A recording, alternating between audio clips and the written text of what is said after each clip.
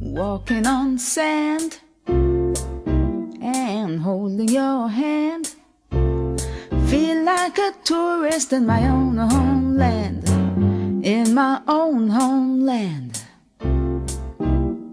Enjoying the bright, the warm sunlight. Oh my God, what a beautiful sight in my own homeland. This place is so nice, wanna do everything twice. Yes, I feel as if I'm in a paradise. No matter the season, you've got every reason. This place is another little heaven. East or west. Greetings, kings and queens. Welcome to another Real Stuff podcast. Today is Tuesday, and when it's Tuesday, as I always said, there's always an election going on somewhere in the United States. And today, of course, you have local government election going on in all the states. So, I know if you got to go out and vote for your mayors, your governors, your commissioners, whatever, or whoever you got to vote for, make sure you go out and vote, because this is the one that really counts, because it's in your city, it's in your county. So, today, we have with us two special guests. We have none other than Queen Lubafu Isieni, the ambassador of large for the Garifuna nation. She will be joining us along with Miss Charlene Wilkinson.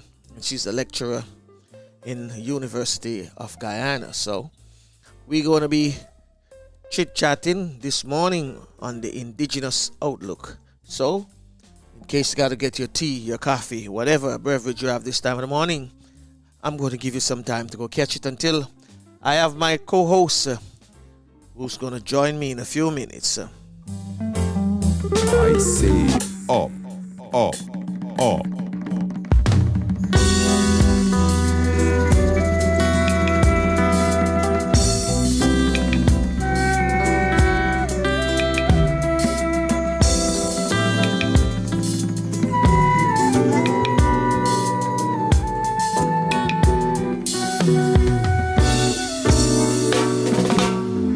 I rise up, sunrise shining, new day dawning, giving hope and inspiration. Up, up, up, way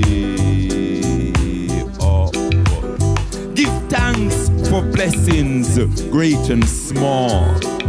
Give thanks for loved ones near and far. Give thanks for health, strength, and prosperity. Up, up, up, way up.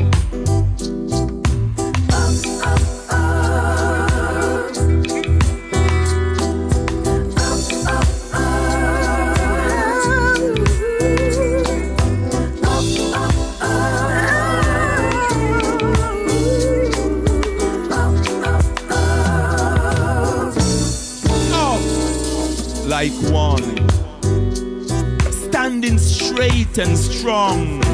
First and foremost, I and I say one. One aim, one destiny, one love. Up, positively. Up, up, up, up, up, up.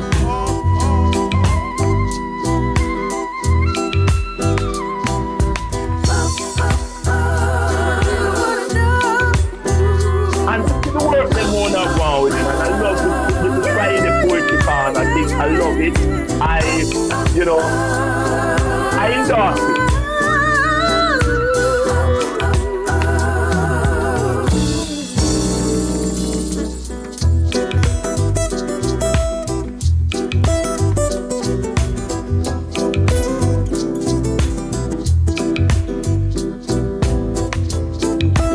Poetry is a powerful weapon. The battle is not a physical one. The fact is a spiritual one. Because I'm not there to fight against flesh and blood. I'm there to fight against spiritual I and you. Because we know that a spiritual doing.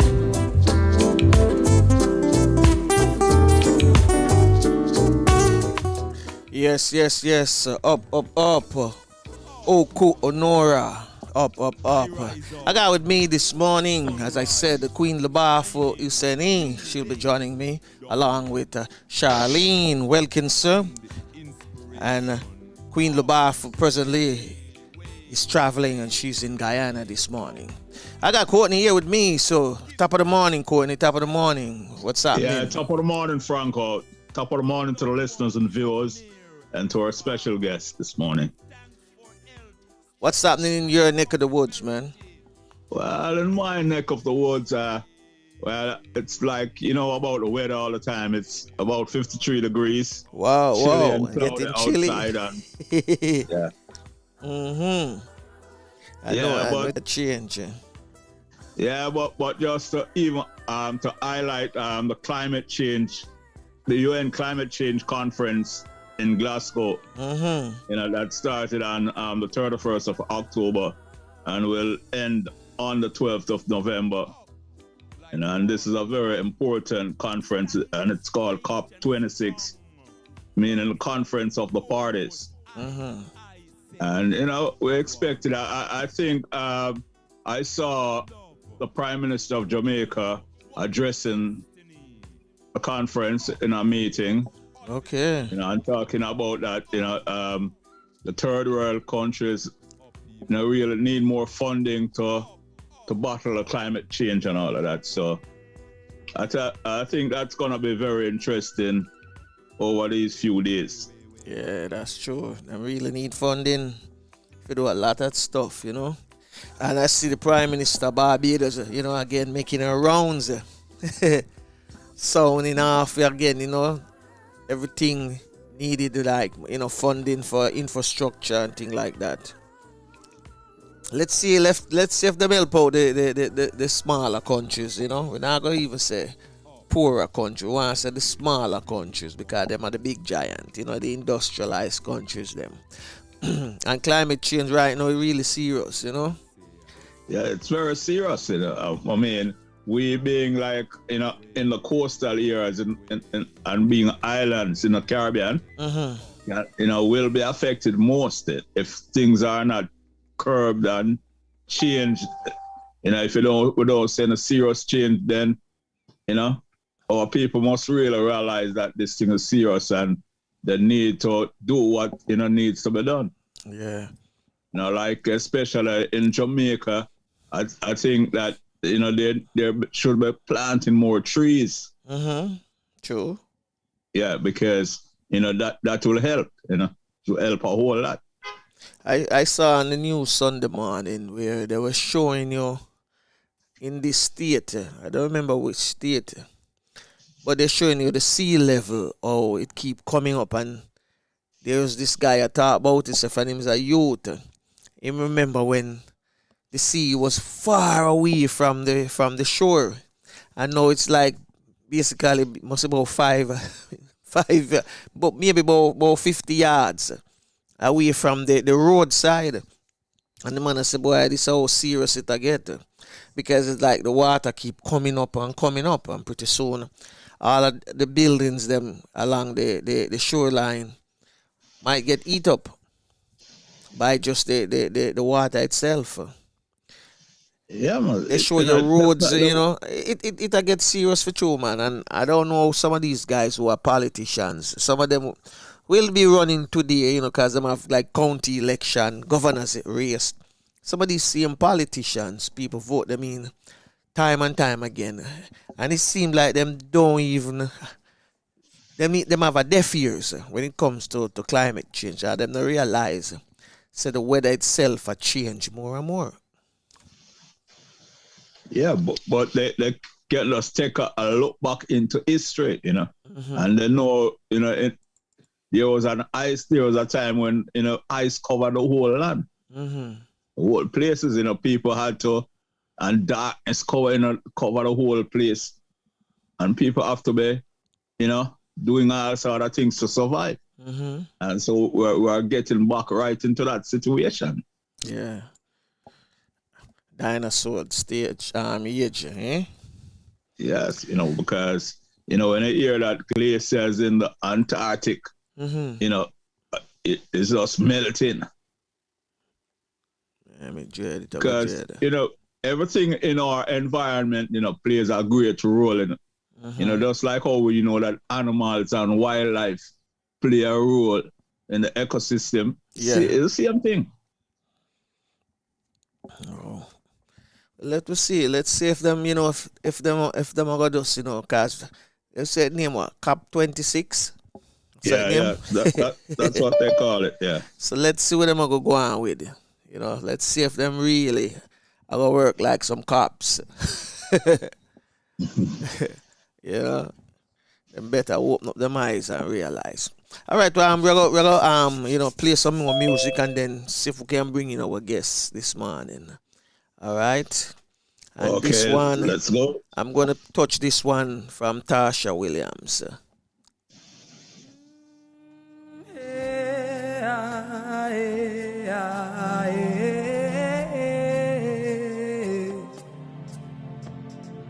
When over me, shield and my defense.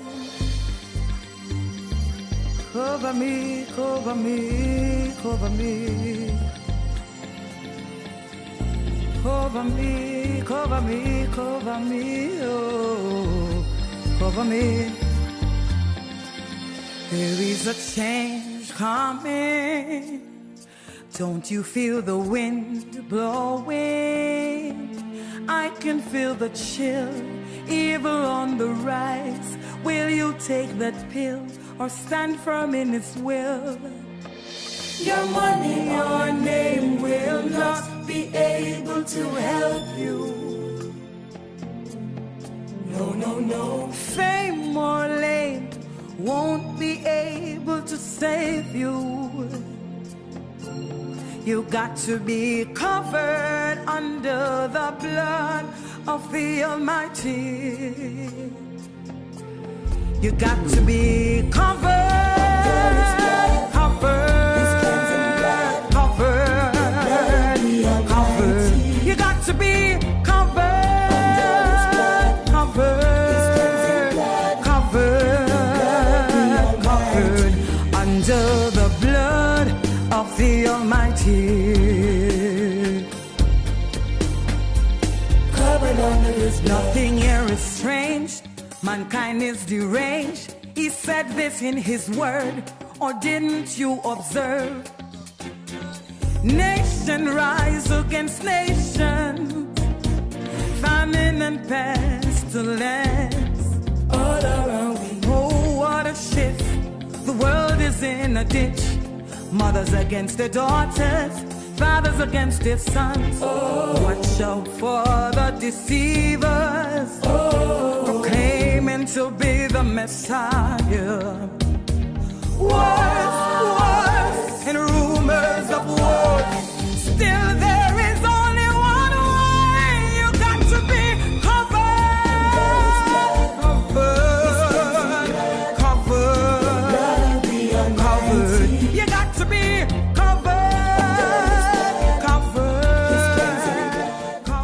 Covered, the music of Tasha Williams. We gotta be covered. I see I got in the chat room here with me this morning. I see Queen Lubafu and Charlene Wilkinson is here. I'm gonna ask you ladies, please unmute your mic.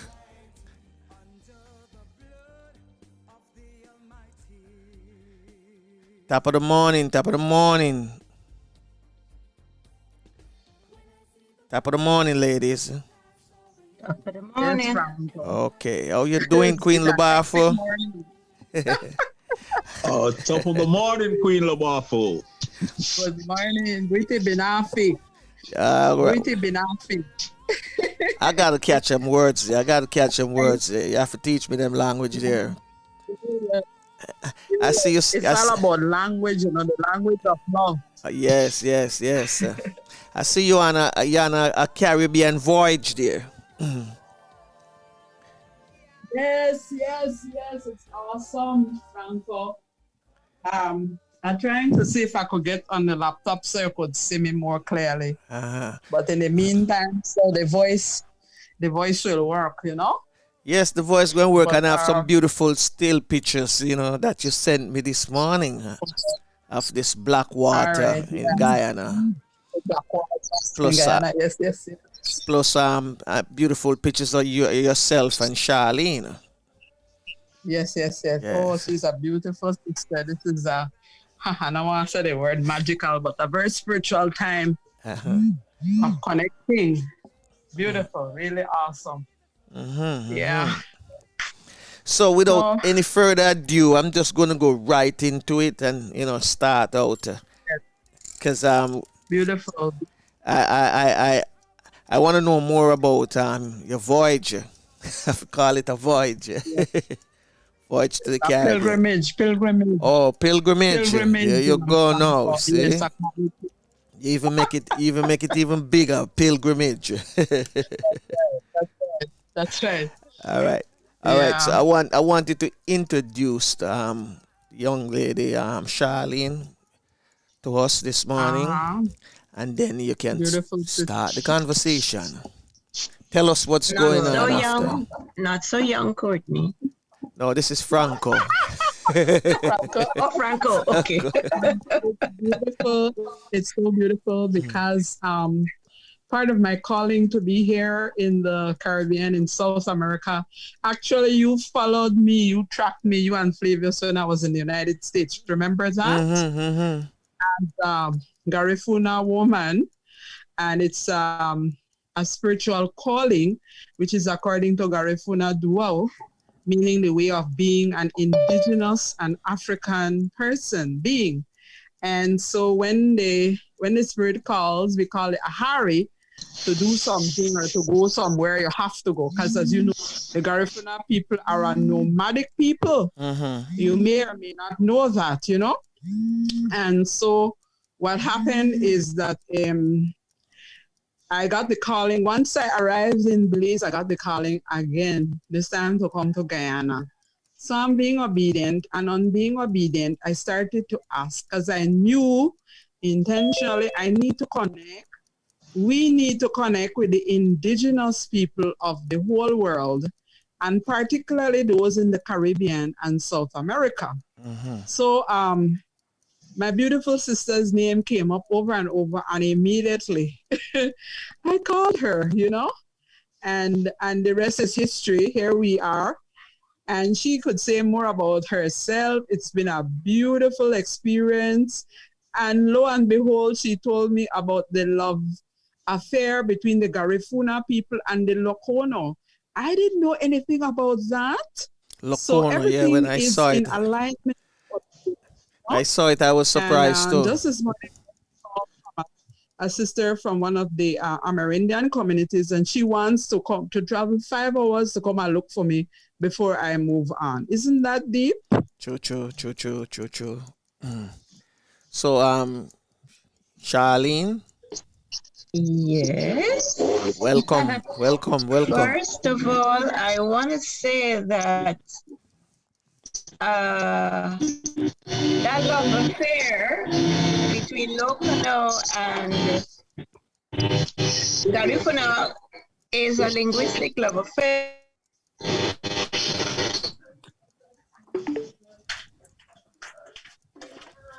That helped. This here? Yeah.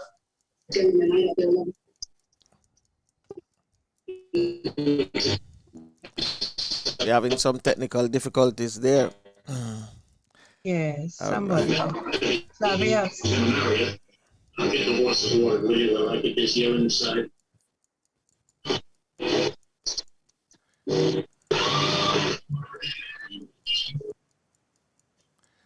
Okay. Charlene, you can Continue? go ahead. Yes, go ahead. I am on, if that helps.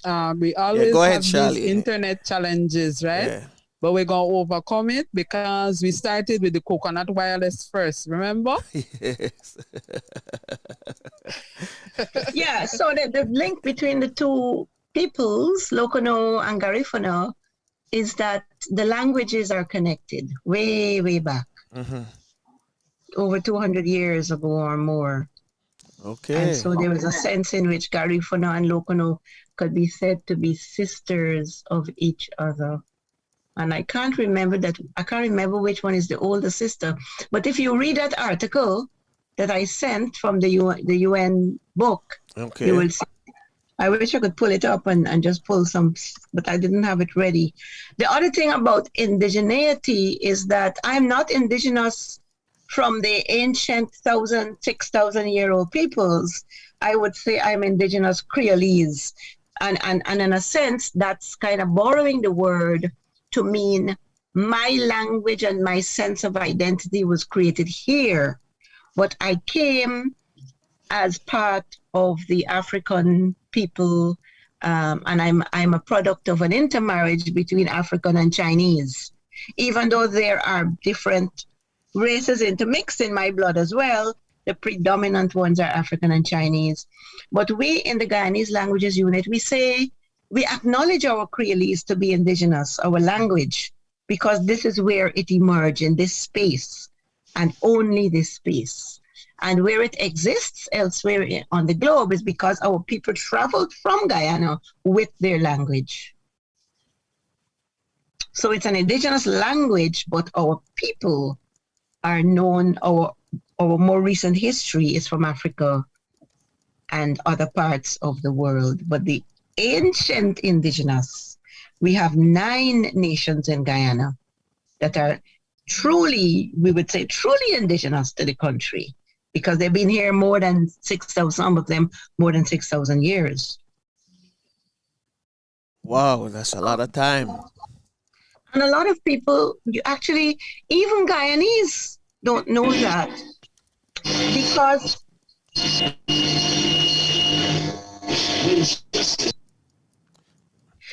of what the British have done, the British imperialism. Not so much the British, every single British person, but the British Imperial Project has done a good job to try to erase who we really are.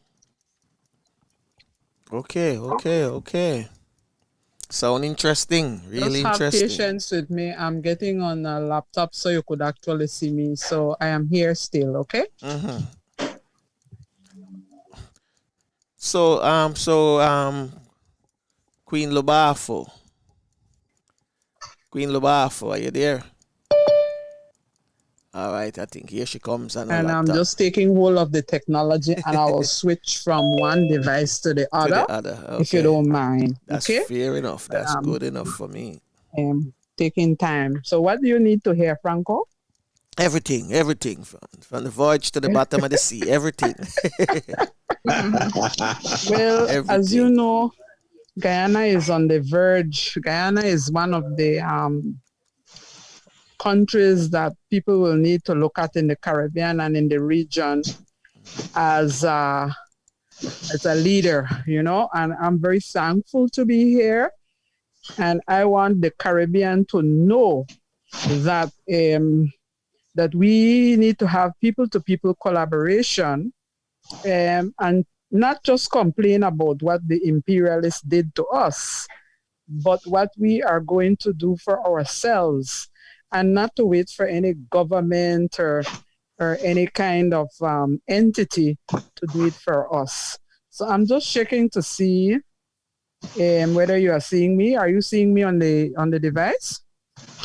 Yes, I'm seeing you. All right, good. So I'm going to come off this one and just stay with that one so we don't have feedback, okay? Great. Are you hearing me? Let me take it off. Hearing you same way. All right, good. So what happened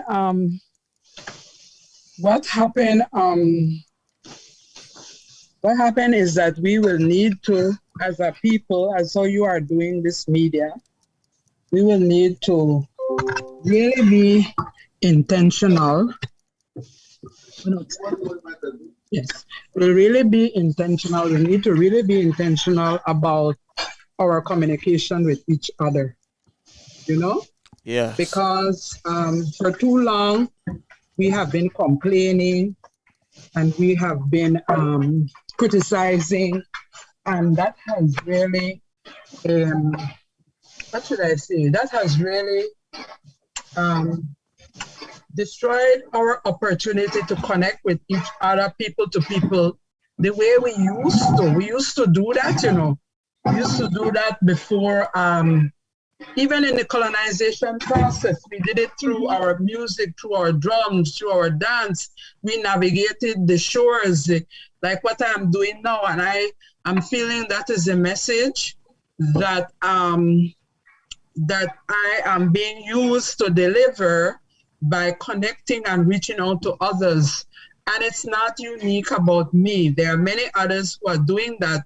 So meeting with Sister Charlene is an opportunity to verify and affirm and celebrate that point, you know? So through the Garifuna Nation, as ambassador at large for the Garifuna Nation, it is not just about our critiquing the established colonial systems, but really digging into the process of decolonization. Ourselves, none but ourselves can free our mind. Remember what Bob Marley said. So as I am now going to Dominica on Thursday, invited by the Maroons of the diaspora, who are bringing together the first ever gathering of Maroons and Indigenous people, not only in the region, but in the world. I think it is very powerful that we have this connection, which was there long ago. So as you know, as I was going through the pilgrimage in the United States and shared about the Underground Railroad and we're discovering how the Underground Railroad wraps around the world, you know? And so I'm thankful for the work that you are doing, the Real Stuff podcast, because this media is one of the ways in which we're going to educate, we're going to advocate, and we're going to unite our people in a very powerful way. And because of you, because of the Real Stuff podcast, people from around the world have heard the story of the Garifuna people. And with Charlene being here and others that will come on this show, we'll have an opportunity to get to know one another. COVID has been a horrific experience for all of us. And we have to acknowledge that it has given us opportunities and blessings to widen our world. So I really want to thank you moving forward, because we're going to be connecting. I'm going to connect with the Indigenous people from Suriname, from Trinidad, from Dominica, from the United States, from Canada. We didn't even know that we existed in these different parts of the world. So it is very exciting, it's very timely, it's very divine, it's very transforming, it is very powerful, and we are in a renaissance right now as I am involved in this reconnaissance. True. Loving every moment of it.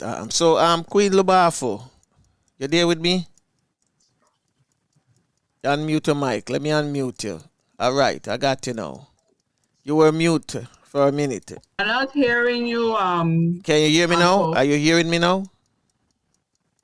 Are you hearing me?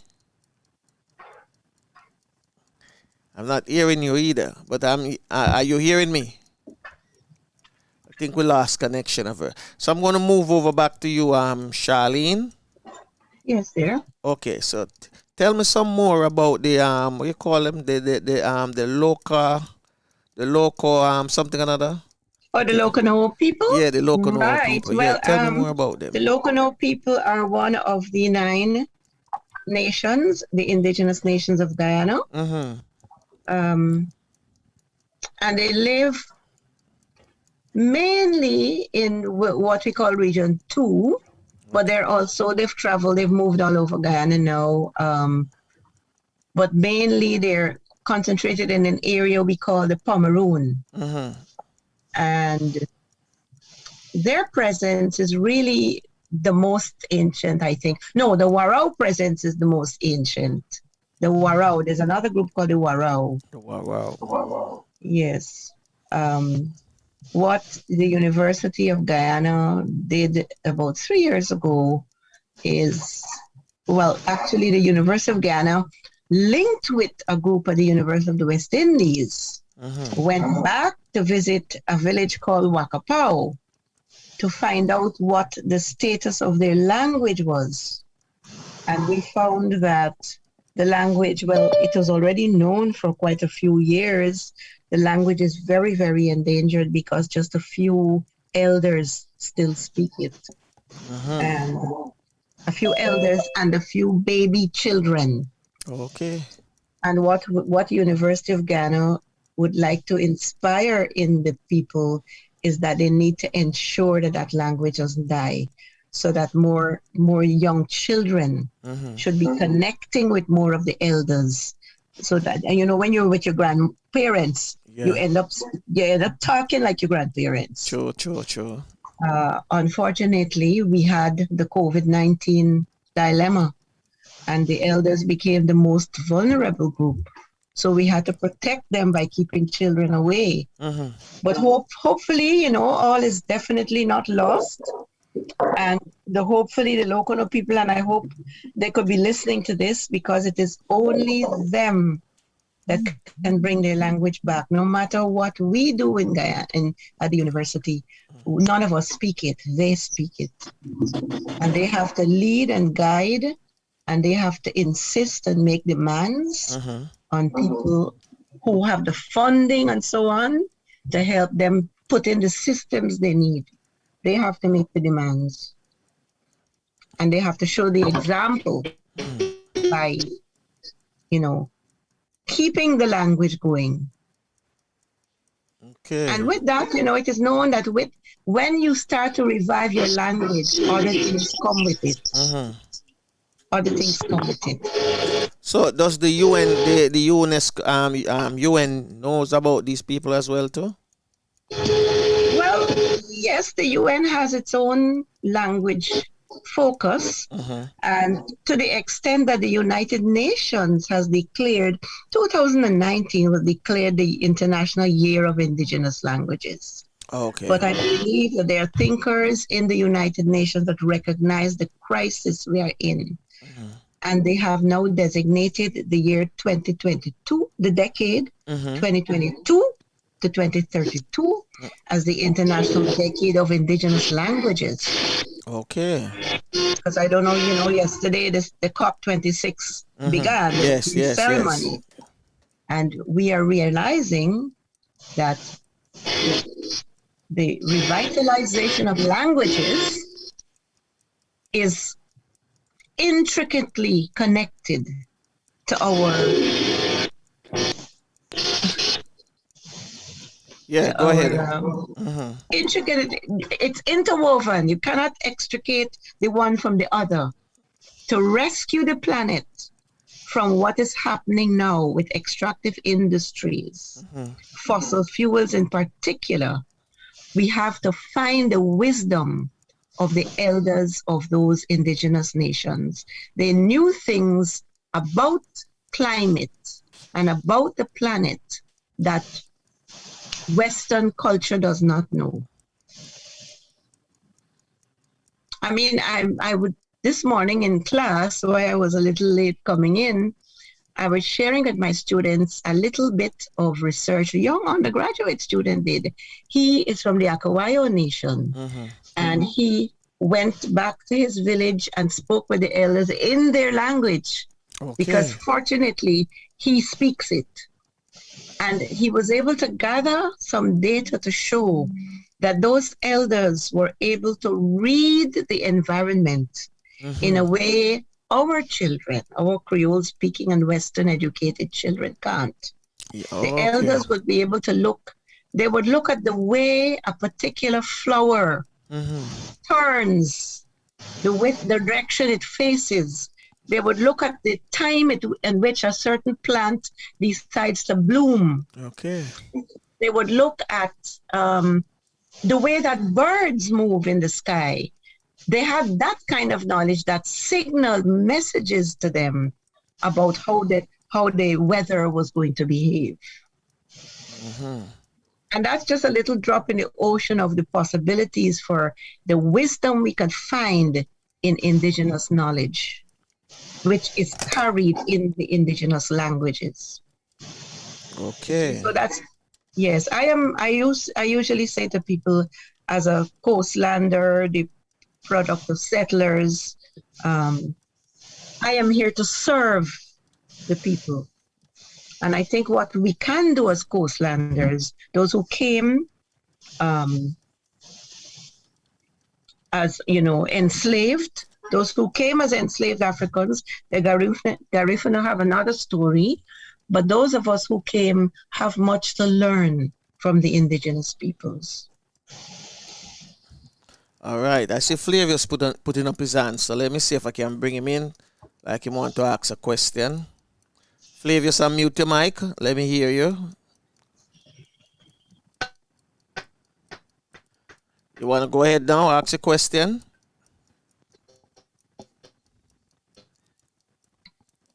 Not getting anything from you, Flavius. All right, we're going to go. Good morning all. Good morning, Charlene. Morning, yeah. Can you say something about the integration of the indigenous?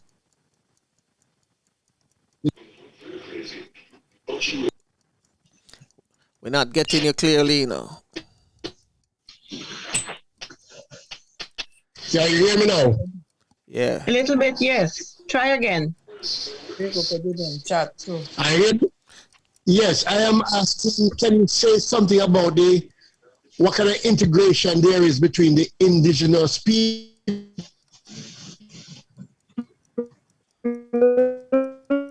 Between the indigenous people and whom? And what you call the outlander? The coastlanders. The other Guyanese people. Oh, a lot of integration. The other Guyanese people. Yes. Yeah, coastlanders, yes. Yes, well, we've been living among the indigenous, with the indigenous, in this same nation-state space since we came here as enslaved Africans, indentured Indians and Chinese, and the Portuguese came as well. More than 400 years. Don't quote me on the dates at all. I'm terrible with dates. So there has been a large measure of integration, but not with the kind of, it's more like, let me put it like this.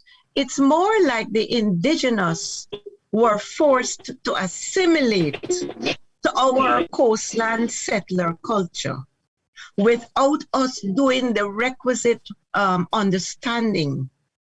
So that there's more, there are two ways we could take this meeting. Assimilation is negative. Integration is positive. Assimilation means somebody has to give up something. Integration means everybody comes equally into the space and contributes equally. That did not happen. It's been like the settlers, my people, coastlanders, they have imposed themselves mimicking the behavior of the British colonists to a very large extent. I'm not saying that many of us are not working on a different kind of consciousness and way of being. One recommendation I would really love to make is Professor Shona Jackson. Shona Jackson is really delving into the whole issue of the settler consciousness versus the indigenous consciousness. And she asked the question, when you come to this space, what are you? Are you settler or are you indigenous? Because ultimately, to belong properly to a space, one has to indigenize oneself. One has to learn about the culture of the space and the people we meet. And so that is really just scratching the surface now. Yes, it's happening in universities across the globe, more understanding. But down on the ground, among the ordinary people, there is intermarriage and there are people who are mixed blood. When you look at them, you see every single race under the sun. But do they understand the fullness of themselves? That is it. And that is what I believe Sister Cynthia's work can help to accomplish. This work of helping us to go inside and to examine all the complexities of who we are. This is what excited me when I met her, you know. Actually, I met her because a journalist recommended to her that I put her in touch with a Maroon leader from Suriname. And Sister Cynthia, we haven't done that yet. I must introduce you to that lady at some point. Yes. Flavia, yes, did yes. you hear me? Yes.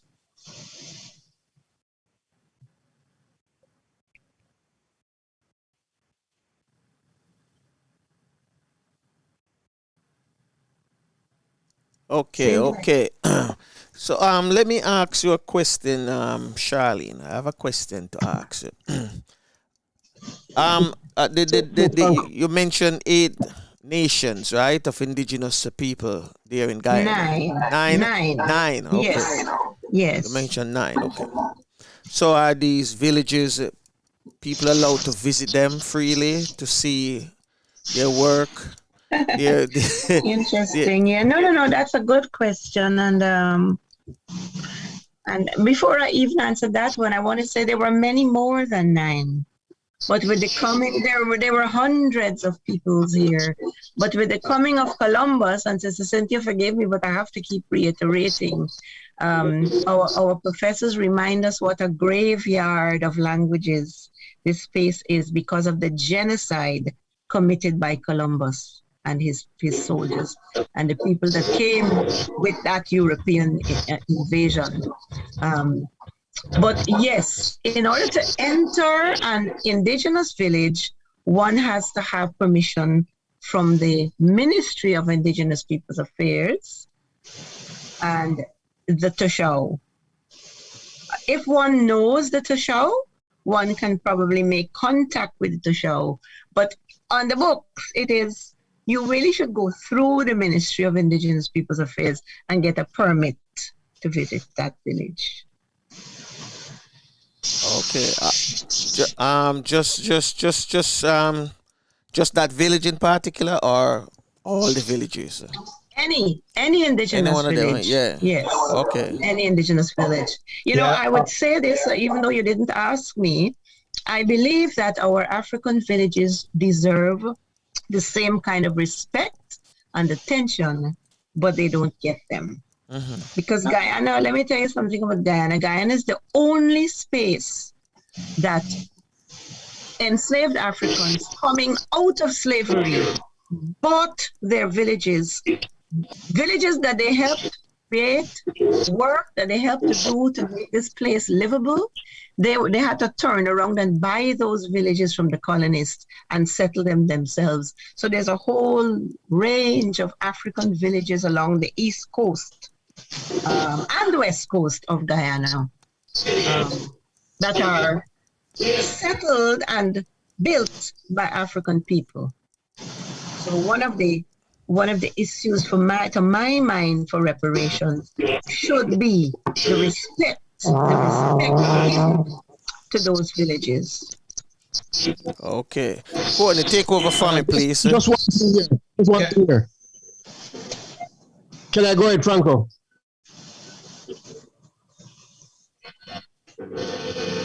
Yeah, go ahead. Yes. I'm not understanding this whole permission thing. Because if you have integration, then why would you need permission? Right, because, and I did say to you that the integration was not true. There wasn't true integration. There was a kind of bombardment of the settlers, so much so that the business of protection of indigenous cultures and peoples became an issue. So yes. So maybe I didn't answer your question properly. When intermarriage happens, it's a very tricky issue here because it's a lot of people, I would mash a lot of corns to tell you that gold mining, for example, in the indigenous areas is a very destructive thing. And that is a serious issue because they use mercury to separate the gold, to extract the gold. And that mercury poisons rivers and poisons the food of indigenous peoples. Okay, Charlene. Yes. Can you explain to our listeners and viewers who is a Tashaw? What and who is a Tashaw? Yeah, Tashaw. Yes, a Tashaw is like the colonial leaders used to call them the village captains. And now after our independence, we changed the name to Tashaw. It's simply another name for chief, administrative leader of the village. The Tashaw are the administrative leaders of the village. Okay, Charlie, my question to you, what is being done presently to revive the culture of the indigenous people? Not enough.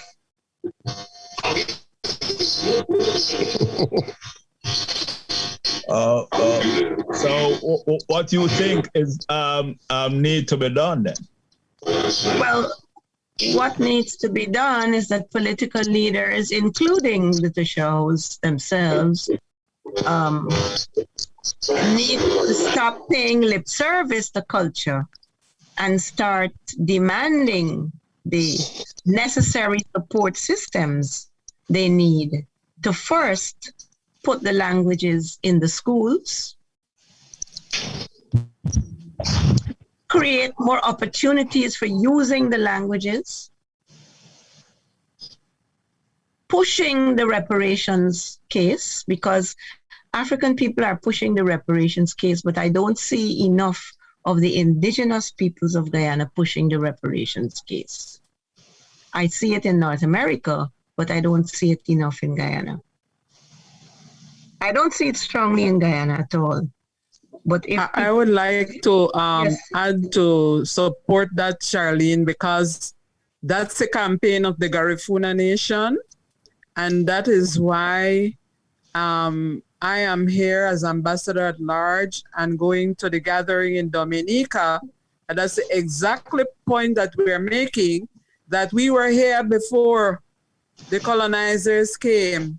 And therefore, reparation has to take that into consideration. So thank you so much.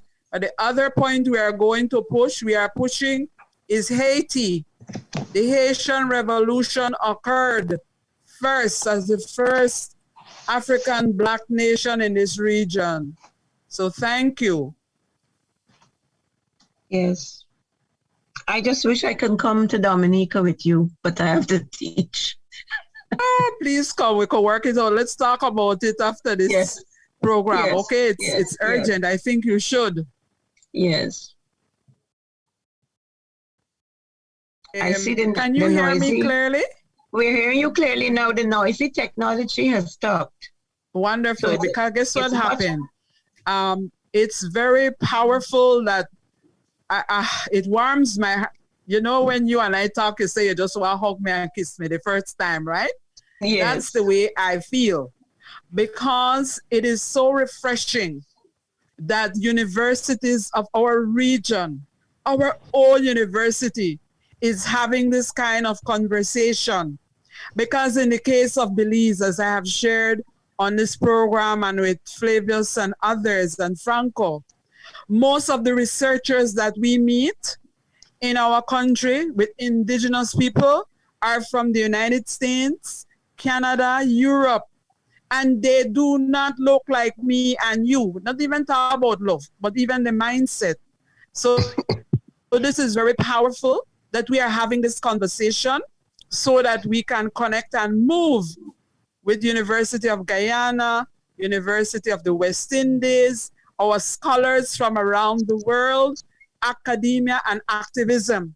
In fact, I am going to Dominica, supported by the Maroons of this region with collaboration with the University of Massachusetts. So I am going to recommend including University of Guyana, University of the West Indies, University of Belize, any of our people who are connected and from this region. So thank you so much for the power of this conversation. Yes, and our young people must be involved, not just the leadership, not just the lecturers and the high up elites in the universities, the students themselves, from the time they step in, from the time they step in the door, you know, they have to start seeing themselves as researchers and transformers of their own lives.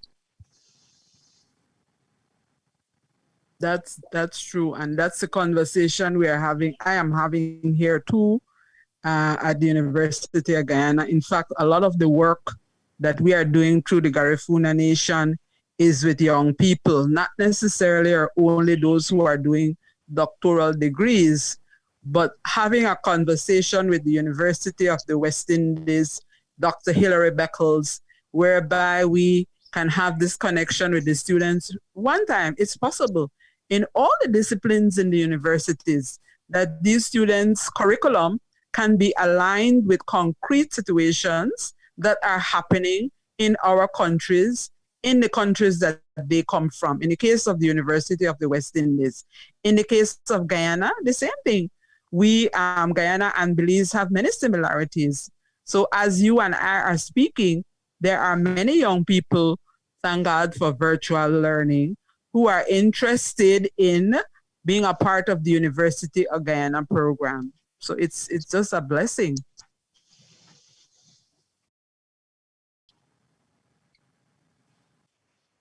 Yes, I thank you.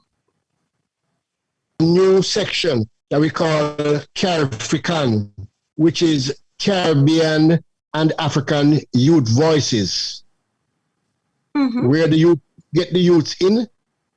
Yeah, that would be wonderful. And they must hear themselves too. And they say, what's on your mind? No, it has already started. It's already started. So we open. Yes. Beautiful. And we hope that you will send us some youths, you know, in our program. That would be wonderful. It's a Caribbean-wide thing, you know. We are a Caribbean-wide podcast. And So, Flavius, can I have an excuse, please?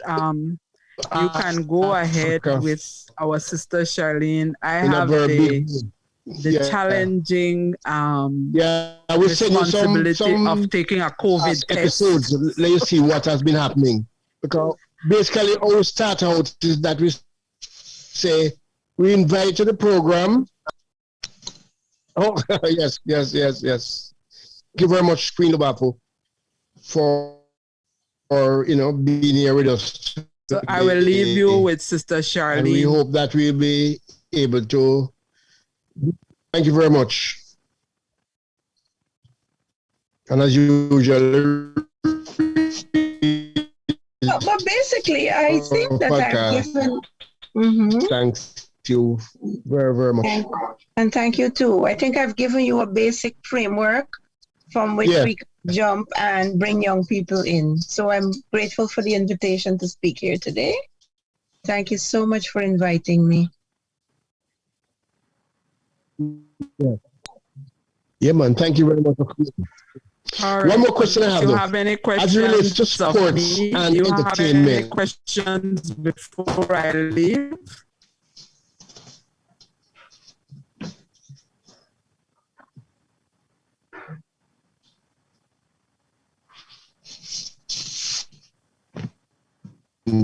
in Guyana. No, no. I wanted Well, to this is- give this Sister is- Charlene the space since you all hear from me all the time. That's the last And you'll question I'm hear from asking me in anyway. Dominica. Yes. Is there Okay. integration with sports and entertainment?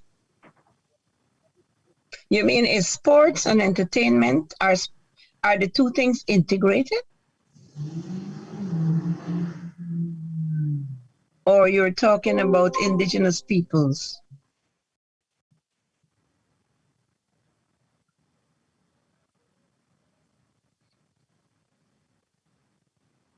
Flavius? Okay, I think Flavius is having some difficulties, some technical difficulties. But let me just ask you a quick question, though. Mm-hmm. Yeah. So, what kind of threat is climate change posing to your agricultural systems? Oh, flooding. We had a flooding recently. Hello? Are you hearing me? Yeah, I'm go ahead, speaking. Charlene. Go ahead. Yes, we had some serious Yes, flooding. I am. Yes, we are. We had flooding that covered more than 1,000 farms in one particular indigenous area in the northwest of the country. So Wow.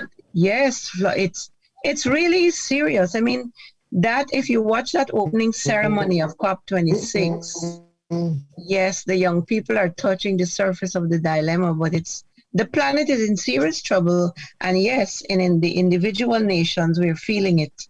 Flooding for us and extreme heat. The days are getting hotter. But in terms of agriculture, the floods. Wow. Yeah. So therefore, you're losing a whole lot of crops, eh? We're losing a whole lot of crops and livestock when there are floods. So it's a lot to talk about. And there are people who are expert in the fields. I'm just giving you the layman's basic news that we get, you know. But there are people who are much closer to the issues and can speak and educate much better than I can on these issues, which need to be really spoken about every day, everywhere, until we push the leaders, those, conference of parties into action, because they would talk for another 10 years with no action because the elite is comfortable. So, is there a contingency planning in that area how to battle this, climate change or the flooding that is happening down there, or alternative ways of getting food other than importing food?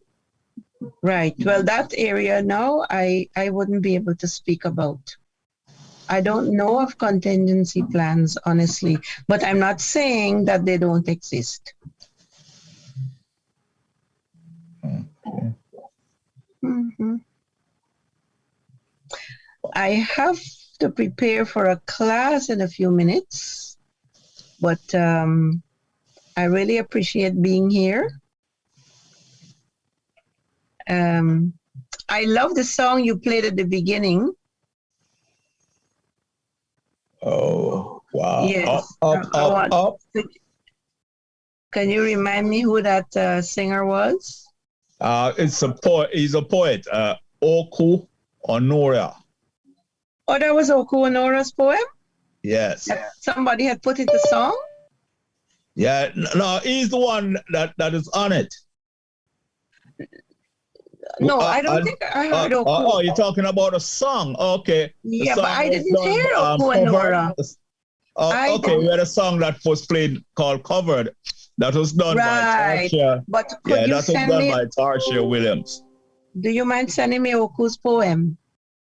Okay. Yeah, we'll do that. I'll put my email in the chat. Okay. Yes, and we can keep in touch like that too. Yes, we have had Oko on the show for 2 times already. So Okay, great. yes, great. maybe we can send you snippets of his program, the programs that he did with us. Please. So you have my email there, and I'd love to be in touch. So. Are you referring to this song, Charlene?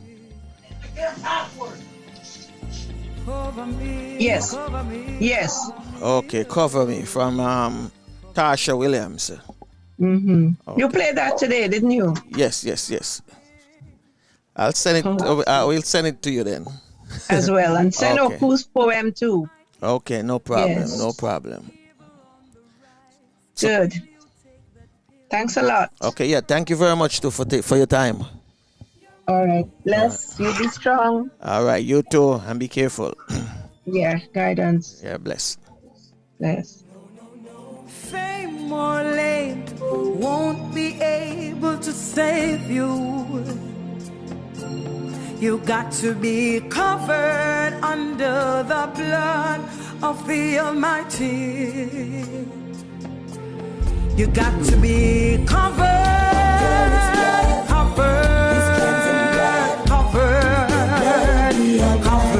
You got to be covered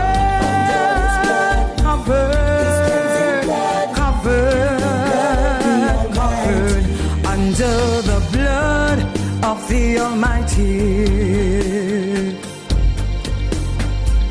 Covered under His blood. Nothing here is strange. Mankind is deranged. He said this in His word, or didn't you observe? Nation rise against nation, famine and pestilence all around me. Oh, what a shift. The world is in a ditch. Mothers against their daughters, fathers against their sons. Watch out for the deceivers, proclaiming to be the Messiah. Wars, and rumors of war. Still there is only one way. You got to be covered.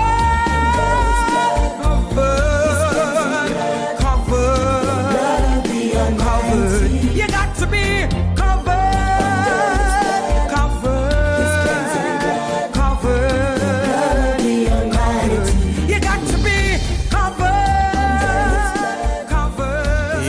Yes. Covered Tasha Williams.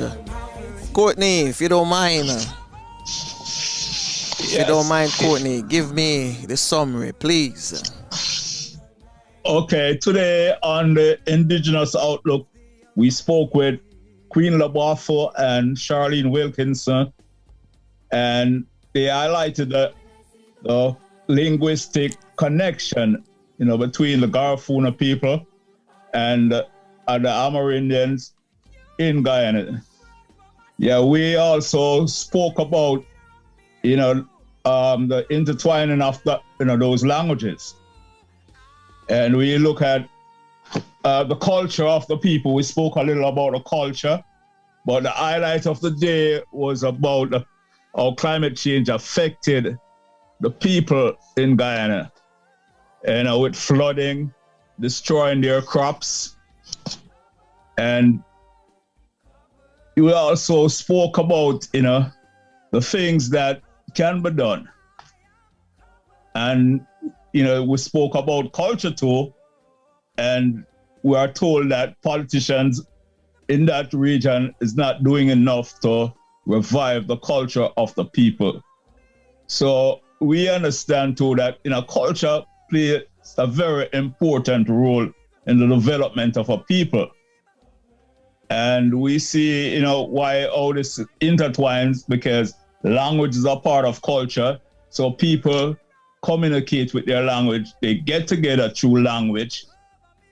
And so sometimes if we overcome some of these barriers, then, our people can get together.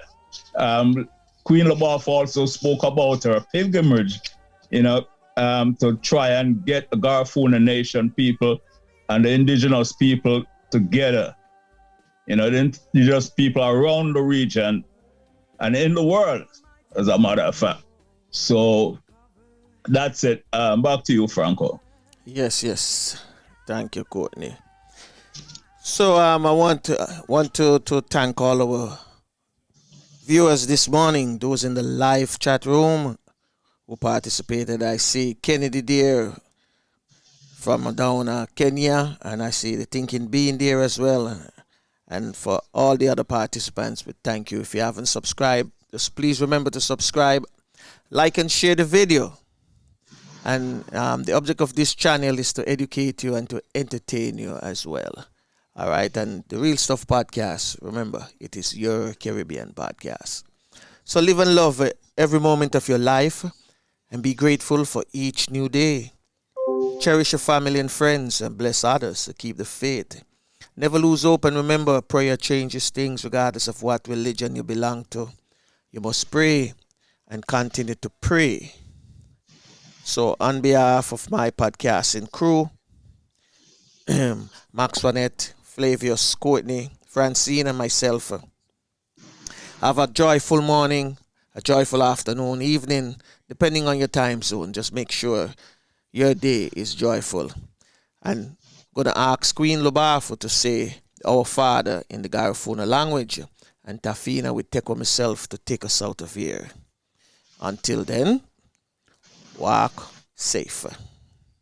You lead us to Fula. You belong far away away. Ajuguala lebo buseru. Lida mua, lida sungfula. Lida mua, lida sungfula. Well, unfortunately, this is it. Till next time. Bless.